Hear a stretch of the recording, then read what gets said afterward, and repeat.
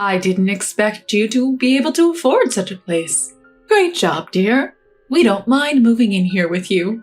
I was puzzled at my mother-in-law's words. Excuse me? With this, I don't mind not divorcing you. I'm single now, you know? My name is Lucy, 35 years old.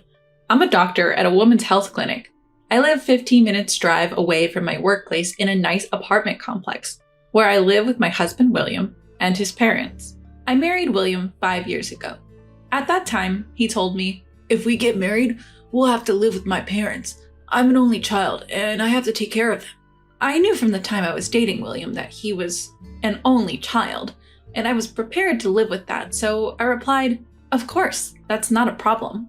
So, when I married William, we rented a slightly larger apartment and started living with his parents. When we first started living together, his parents told me, "You're a doctor, Lucy. It must be busy, right? Your father-in-law and I will take care of the household chores and the other things. Just focus on your work." They took care of all the cooking, cleaning, and other chores. Thanks to that, I was able to concentrate on my work. I thought the same was true for William.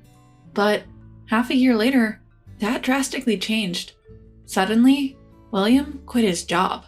Startled, I asked him, "What happened? Why did you quit?" Then, William said, "Well, I think I've done enough. I want to quit here to take a break, and then start again. Plus, even if I quit, we won't have trouble making ends meet with your earnings." Why would you do something like this without discussing it with me? You can't guarantee that you'll find another job, right? What if something happens to me? "There's no point in saying things like that. We have savings, so we'll be fine." Fine, but then the one who stepped into the conversation was my mother-in-law. "Now, don't be so hard on him, Lucy. William has been working hard so far, so he deserves a little break, don't you think? All you have to do is make up for his absence by working harder." Her words left me speechless. I had also been working hard, and how on earth was it fair to suggest that I should work even harder while William took a break? That's ridiculous. It's not like William was the only one having a tough time. At my words, my mother-in-law's face changed. Suddenly, she raised her eyebrows and said, "Now, let me tell you something, Lucy. You're not the only one who has it tough. While you were at work, your father-in-law and I were taking care of the house. We were also working. That too without any breaks. If you're going to talk like that, we'll stop doing all the household chores. You can manage on your own from now on." What? Leaving me stunned, my mother-in-law and William left the room to watch TV in the living room. From that day on, I was left alone to handle the household chores and my job. No one else would do them. My in-laws often ordered takeout for meals, perhaps because they'd get hungry if they didn't prepare anything. And they would often order expensive dishes like sushi and soon started demanding me to leave more money for food expenses. "Lucy, please, leave enough money for us to eat. Do you want us to starve? Please try to cut down on the food expenses." Even when I asked them to cut down on the food expenses, my mother-in-law would retort, "How cruel of you to ask us to cut down on food expenses while we're staying home without any luxuries. Learn to take care of your in-laws." "I didn't know you were such a cold person. Maybe we should get a divorce," he said. I was so fed up that I started leaving more money for food, and my in-laws and William lived a life of eating whatever they wanted. One day, during my work break, I went to a gas station near my hospital to do some quick shopping. When I was about to pay at the counter, I realized I didn't have my card. It also seemed like there was less money in my wallet. For a moment, I was puzzled, and then I rushed home immediately after work. When I got home and rushed into the living room, there was a brand new large television. "Oh, welcome back, Lucy. You're early today." "Why are you in such a rush?" "Oh, Lucy, isn't it nice?" All three of them had malicious smiles on their faces. "What is this? How did you afford this?" "We had savings, obviously." "Savings?" That's when my mother-in-law spoke up.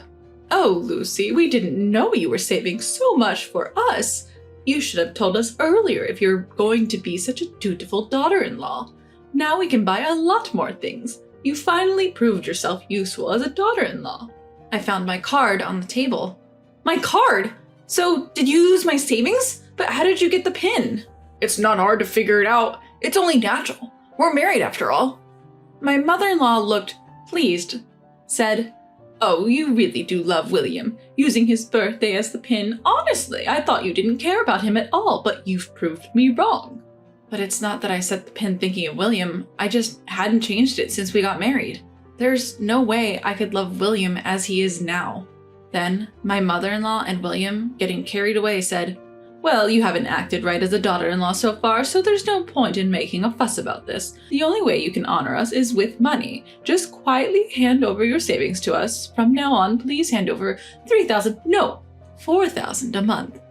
From now on, don't squirrel away your money behind our backs. Make sure to give us our fair share," William had the audacity to add.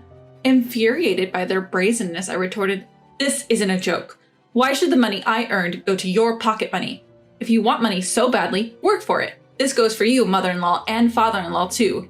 Please have some decency and think about the household finances before you try to extort my money."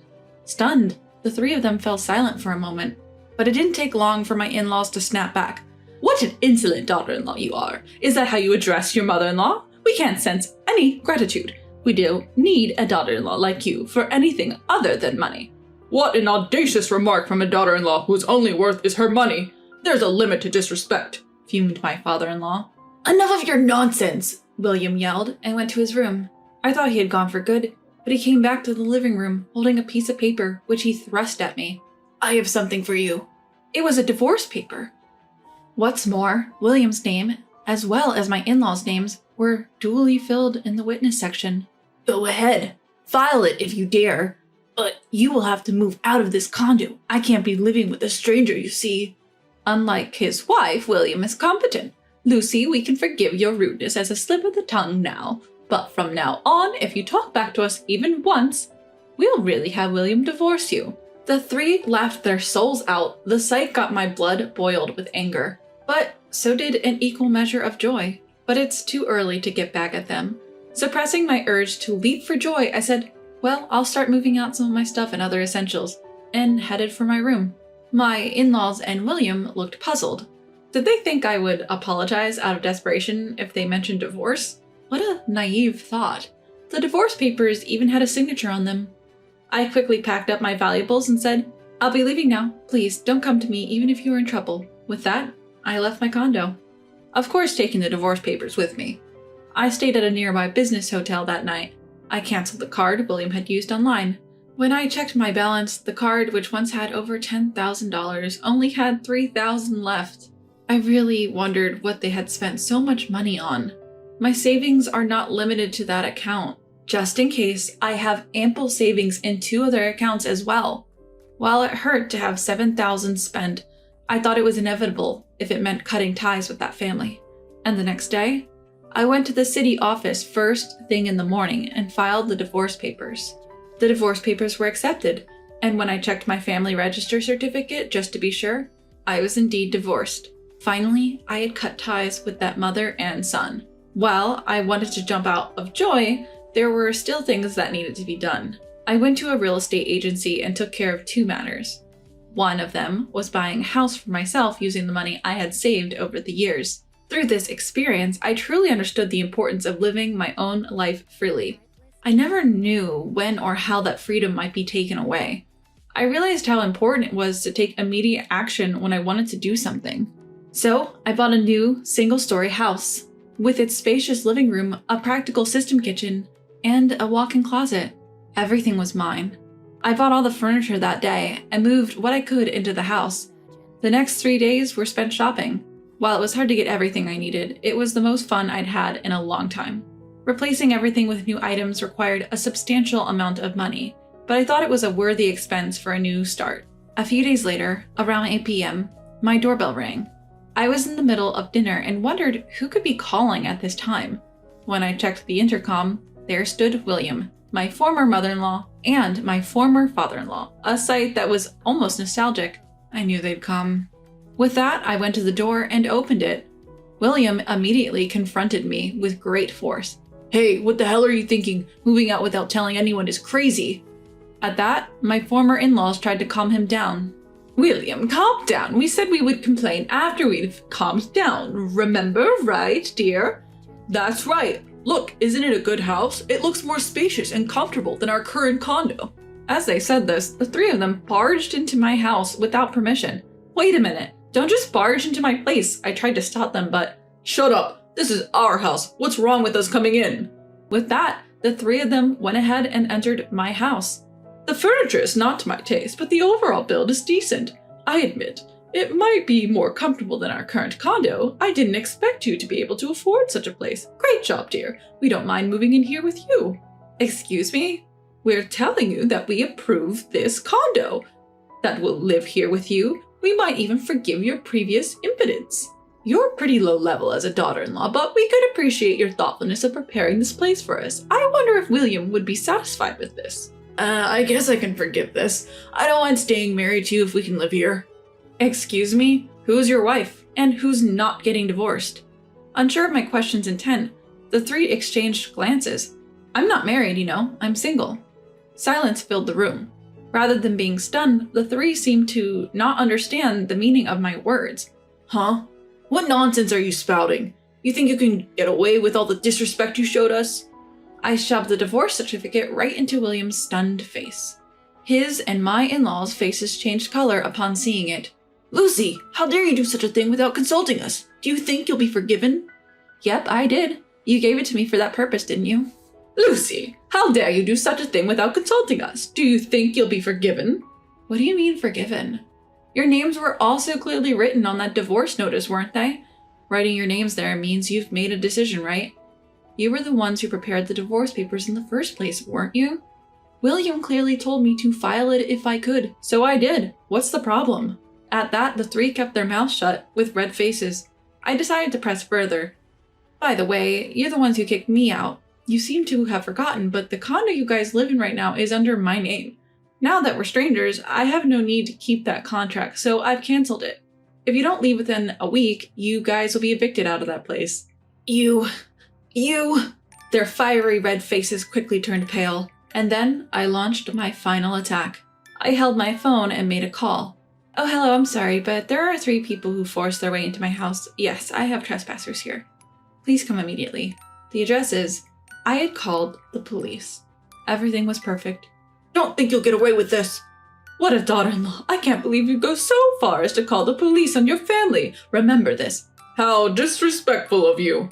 Each spat their parting words and fled from the house. And yet, I've been saying that I'm single. And so, my battle finally came to an end. I thought that those 3 would launch an attack at the hospital where I worked, but surprisingly, they never showed up. They seemed to have stubbornly stayed in the apartment even after the termination notice period of a week.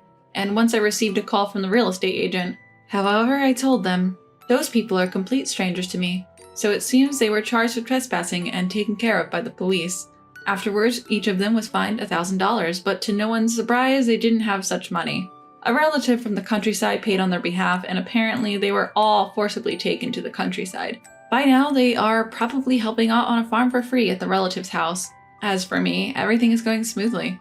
My new life is so comfortable since I'd completely forgotten how wonderful living alone could be. Having been away from living for myself rather than anyone else for a long time, each day feels fresh. From now on, I plan to enjoy each day to its fullest in order to make the most of my life.